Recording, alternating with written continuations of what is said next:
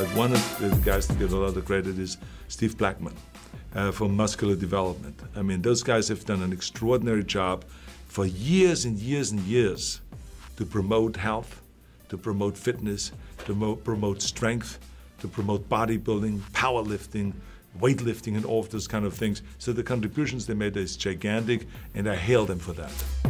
Shawn Ray here at the Arnold Classic. We just concluded the Meet the Athletes here. Chris, you're no stranger to Columbus, Ohio, a 6-time first runner-up, one of the winningest pro bodybuilders of your time. You know what it's like being here at the Arnold Classic, spent many years on that stage. And tell me what these athletes have to look forward to tomorrow in terms of the prestige and the aura that the Arnold Classic brings to Columbus. Well, as you walk foot by foot, you're going to run into fans everywhere, so you have to be a little patient with that, because they come here to see you. They're the ones rooting you on. You don't want to keep up some type of energy for that. And some of them have obligations of being at some booth. Right. Sometimes when you got to take care of some responsibilities like that, that can weigh on you. You want to have your food at the time that you need them, and they're also going to somehow try to peak at the time they need to peak. So it's going to be a tough go, and it reminds me of the days when I was here. It was just a madhouse with fans, and I was trying to appease all of them. So it was a lot of fun. Yeah, and for the rookies, they're going to have to figure that out and navigate it. Probably lock themselves in the room till it's showtime. You're a trainer. I'm not going to call you a guru, because I've seen you in the gym grinding it out with these guys. TheGrindGuru.com. A quick question. We saw earlier this month that Dallas McCarver has now switched trainers, and he's working with Chad Nichols. I don't want to say is that a mistake or not, but 3 weeks out, we saw him trying to do some posing for the president, Jim Mannion, and it wasn't his best look. He looked like he was struggling, and I was very critical of that look.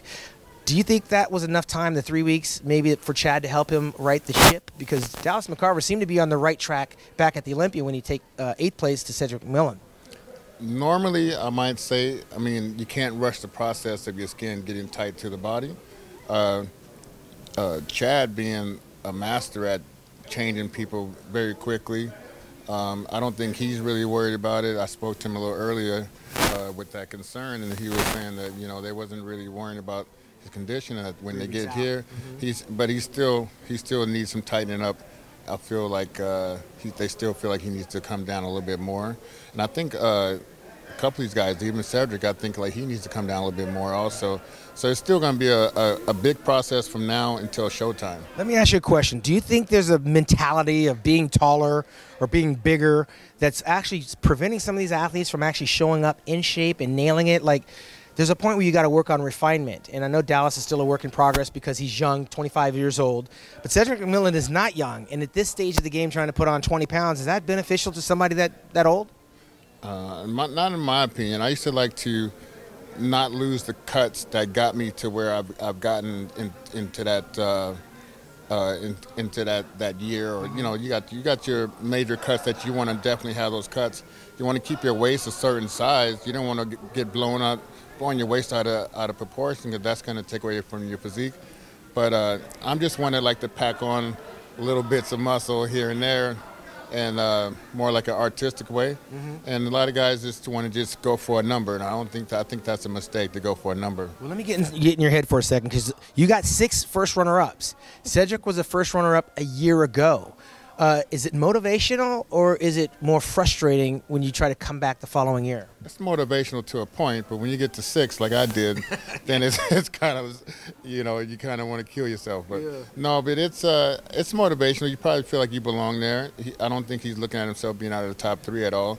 I think he's looking for that first call out and think he's going to go for the big win. So I think it's very motivational for him at this point. All right, spoken like a true champion, the legend Chris Cormier from the Grind Guru. Is that right? Grind Guru? The Grind.Guru. The Grind.Guru. Check out the trainer of champions, Chris Cormier. We're going to be bringing more interviews from Columbus, Ohio this entire weekend. But for Chris Cormier, I'm Shawn Ray, MuscularDevelopment.com.